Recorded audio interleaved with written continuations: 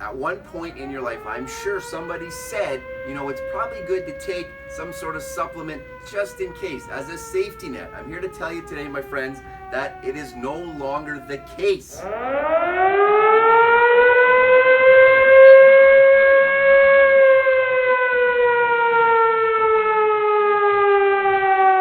you ever notice that things aren't like they used to be 50 years ago? Everything changes. Industry changes, transportation changes, educational systems change, everything changes. Sometimes for the good, sometimes for the bad.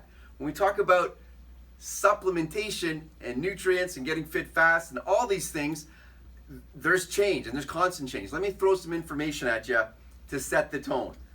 Did you know that 8 oranges today provide the same level of vitamin A as 1 orange did 50 years ago? This is legit research. I'm not just pulling this out of the air. 5 oranges today provide the same level of iron as 1 orange did 50 years ago. Unreal. What about peaches? Now, we all love peaches, right? 2 peaches in 1951 would have provided a woman with her recommended amount of vitamin A. Today, it would take 53. Things change over time.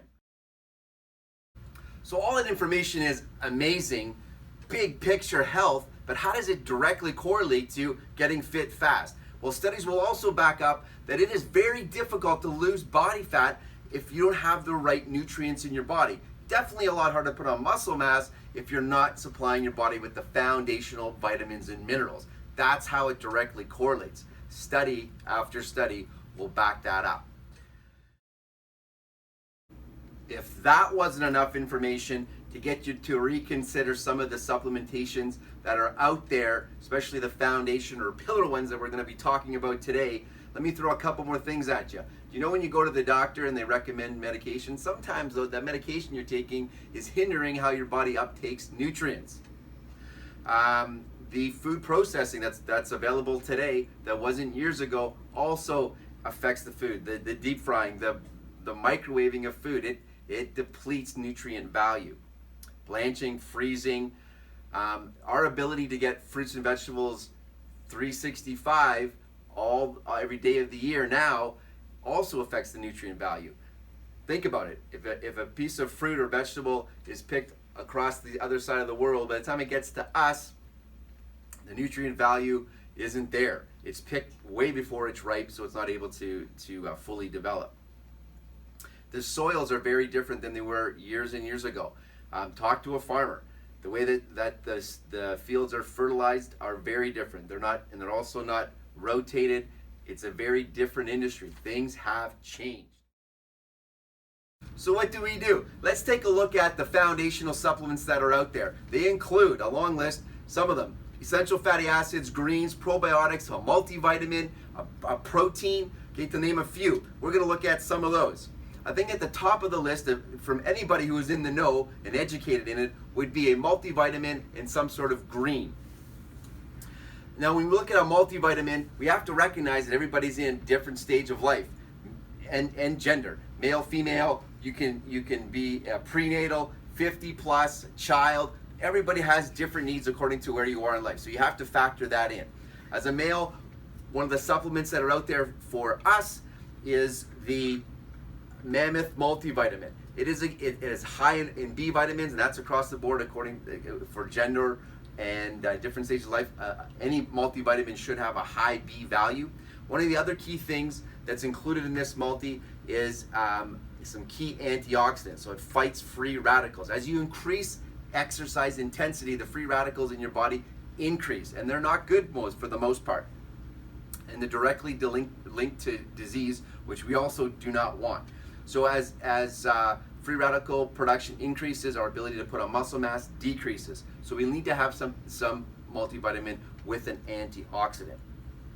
So I also mentioned there greens, or having some sort of a green supplementation. So we're supposed to have 6 to 8 up to 10 servings of vegetables per day, fruits and vegetables per day. And I don't know if that's possible, especially in North America and the climate, because of reasons we already discussed. So some of the good products that are out there, there's multiple options, so I'm not putting favors to any sort of different brand.